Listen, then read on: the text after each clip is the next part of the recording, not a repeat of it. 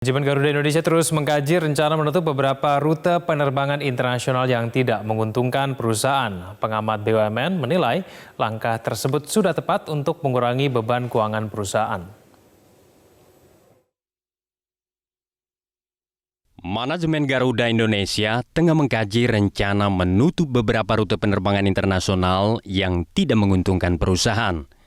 Direktur Utama Garuda Indonesia Irfan Setiaputra dalam rapat dengar pendapat dengan Komisi 6 DPR menjelaskan, rute penerbangan internasional yang tidak menguntungkan adalah rute penerbangan yang tidak banyak penumpang, frekuensi terbangnya pun hanya 1 kali dalam seminggu, serta tidak memiliki potensi kenaikan pendapatan dari kargo atau jasa pengantaran barang. Saat ini manajemen Garuda Indonesia sedang mengkaji penutupan rute penerbangan dari Jakarta menuju Amsterdam, Jakarta menuju Kuala Lumpur, serta penerbangan dari dan ke Sydney, Australia. Memang yang kita lihat ke depan tidak mungkin bisa untung karena kondisi yang ada dan tidak mungkin kita naikkan kargo, kita hentikan. Seperti Melbourne mulai bulan depan kita hentikan, Perth mulai bulan depan kita hentikan, Osaka kita sudah hentikan, kita masih terus menerus review Amsterdam, kita mempertahankan 1 penerbangan ke Australia yaitu Sydney. Gitu, Pak. Emang masih ada penumpangnya tuh buat ke Australia? Mereka perasaan saya lockdown paling ketat itu. Mereka lockdown paling ketat dan mereka sebelum lockdown paling ketat aja mereka membatasi maksimum cuma 50 penumpang, Pak.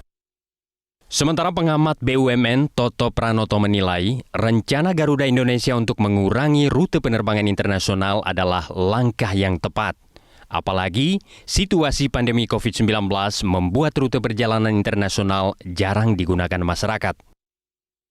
Menurut Toto, rencana penutupan rute penerbangan internasional Garuda Indonesia bisa mengurangi biaya operasional penerbangan, mengingat pemicu bengkaknya biaya operasional Garuda Indonesia adalah biaya sewa pesawat dan biaya bahan bakar.